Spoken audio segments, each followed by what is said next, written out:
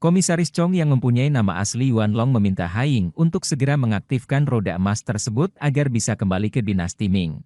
Namun Haiying menolak karena mereka datang berempat jadi kembali juga harus berempat.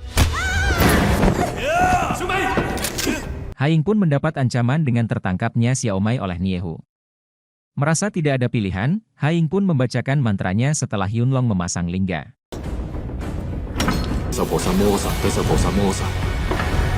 Seketika roda emas mulai berputar dengan kencang sehingga meruntuhkan langit-langit gua serta menutup pintu keluar. Yuan Long dan Niehu langsung menaiki roda itu dan kembali ke masa dinasti Ming.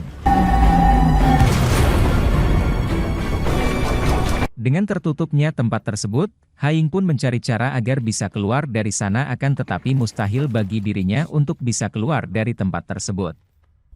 Di saat itu juga, Xiaomai mulai bercerita kalau ia melihat berita tentang kematian Xiao.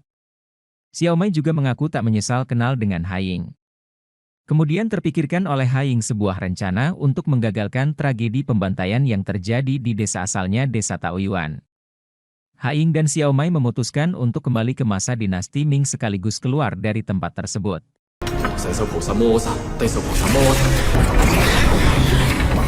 Tetapi alih-alih kembali ke masa dinasti Ming, mereka berdua malah kembali ke masa awal terbentuknya Republik Tiongkok. Di saat itu pula mereka melihat beberapa perampok Jepang muncul dan mencoba mengambil barang-barang milik penumpang lain. Haiying yang tidak menyukai penjahat Jepang pun menghajar orang tersebut dengan memanfaatkan Xiaomai.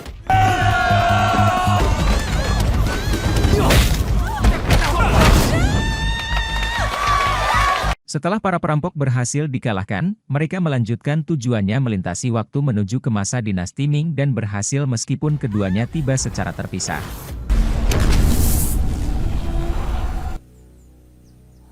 Di saat itu juga, Haiying kembali bertemu dengan biksu suci yang telah memberikan lingga dan manteranya. Haiying menanyakan ke biksu bagaimana caranya agar ia bisa menyelamatkan desa asalnya dari pembantaian yang akan terjadi. Haiying disuruh memilih salah satu dari dua jalan yang berbeda. Keputusan yang terbaik tetap bergantung kepada pilihan Haiying sendiri.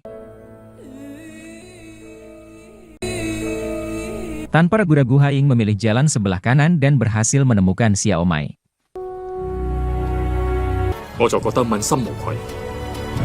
Saat keduanya tiba di desa Taoyuan, mereka mendapat sambutan hangat dari semua penduduk di sana. Haiying kembali bertemu dengan sang ibu dan teman-teman di desanya termasuk dengan seorang gadis teman masa kecilnya.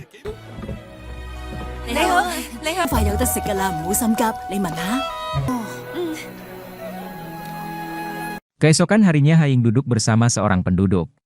Ia pun meminta bantuan orang tersebut untuk membawa para warga ke tempat yang jauh karena akan ada pembantaian yang menimpa para warga. Akan tetapi orang tersebut tidak mempercayai akan hal itu. Di hari berikutnya, saat sedang merayakan pesta pernikahan salah satu warga, Xiao yang pada saat itu masih hidup muncul. Xiao memberitahu Haiying kalau Menteri Duo mengundangnya untuk membahas sesuatu bersama Yuan Long. Dari situlah Haiying mulai sadar kalau bencana sudah dekat dan Haiying berencana mengubah takdir agar ia tak difitnah. Di tempat lain, Yuan Long ditemani Niehu mengadakan pertemuan dengan seorang jenderal Jepang yang bernama Hojo. Dalam pertemuan itu, Hojo meminta bantuan Yuan Long atas ancaman yang diberikan oleh kelompok Tokugawa. Dengan perjanjian sama-sama diuntungkan, Yuan Long pun menyetujui permintaannya tersebut dan sekaligus menjadikan Jenderal Hojo sebagai sekutu dekatnya. Setelah itu Yuan Long mengajak Hojo bertemu dengan seorang penasehat kerajaan bernama Kasim. Sebagai seorang yang berpengaruh di kerajaan, Kasim belum mengetahui rencana licik yang akan dilakukan oleh mereka berdua. Kembali ke desa Taoyuan. Haiying mengungkapkan kalau ia mengandalkan Xiao untuk melindungi penduduk desa karena malam ini Haiying akan pergi ke rumah Menteri Duo sekaligus mertua dari Yuan Long.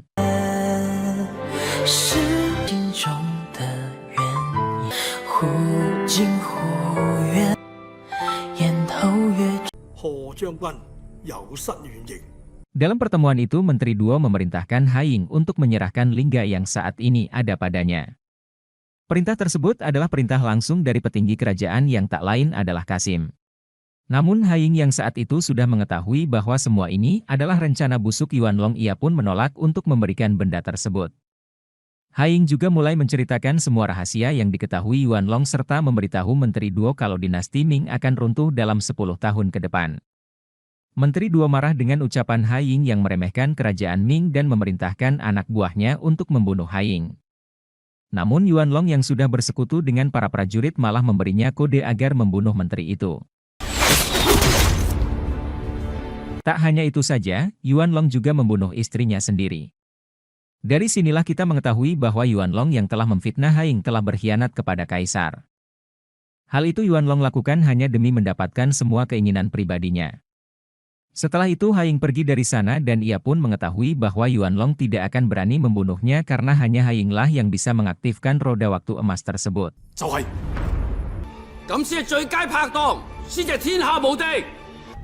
Di sisi hutan, terlihat Jenderal Hojo dan Niehu memberi arahan kepada para perompak Jepang agar membantai semua orang yang ada di desa Taoyuan. Xiao yang melihat Niehu bersekongkol dengan orang Jepang, langsung menemui Niehu untuk memberikan pelajaran.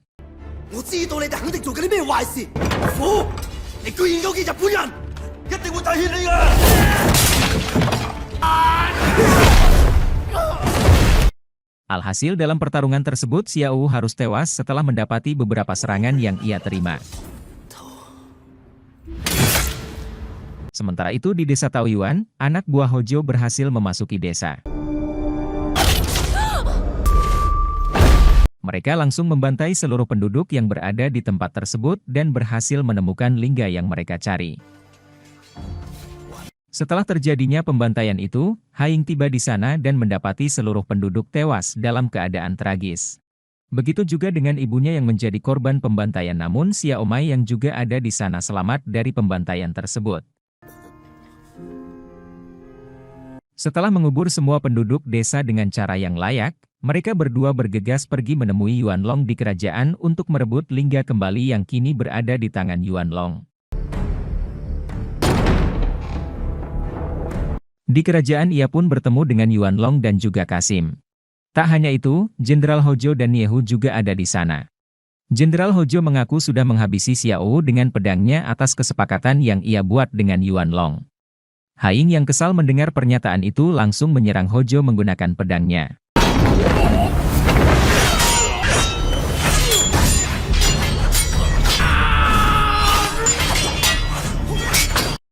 Yuanlong yang tidak sabar ingin mengaktifkan roda waktu emas tersebut menghentikan pertarungan mereka dengan membunuh Xiao Mai.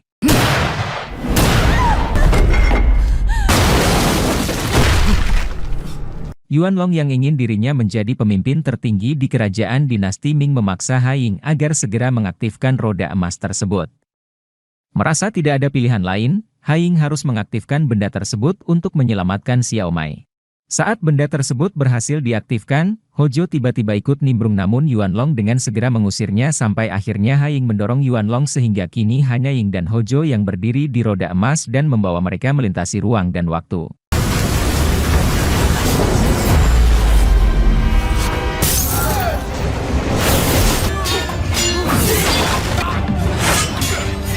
Keduanya terus saling bertarung dalam pusaran waktu demi mempertahankan hidup mereka masing-masing. Beralih kepada Kasim yang kini telah mengetahui rencana busuk Yuanlong. Ia pun menganggapnya sebagai pengkhianat kerajaan dan memerintahkan pasukan kerajaan untuk membunuhnya. Mendengar hal itu, Niehu yang juga haus akan pangkat untuk menjadi jenderal tertinggi tanpa ragu membunuh Yuanlong menggunakan senjata di tangannya.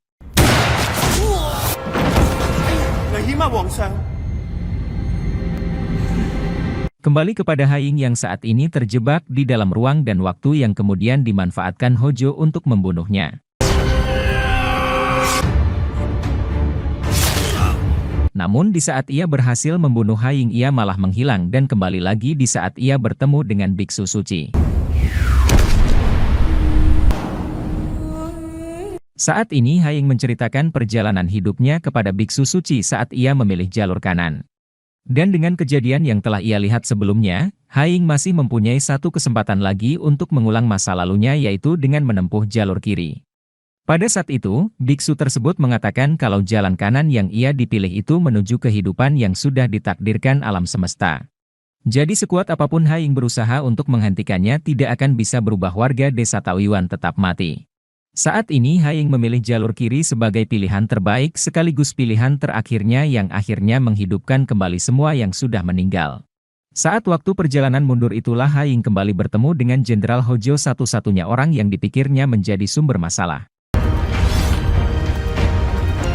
Dengan terbunuhnya Hojo maka Yuan Long tidak akan bisa lagi bertemu dengannya merencanakan sesuatu yang buruk terhadap dirinya juga terhadap penduduk desa Taoyuan. Dan begitulah film pun berakhir. 走啦，大哥，走。嗰年明朝氣勢形成，應該話係一場陰謀。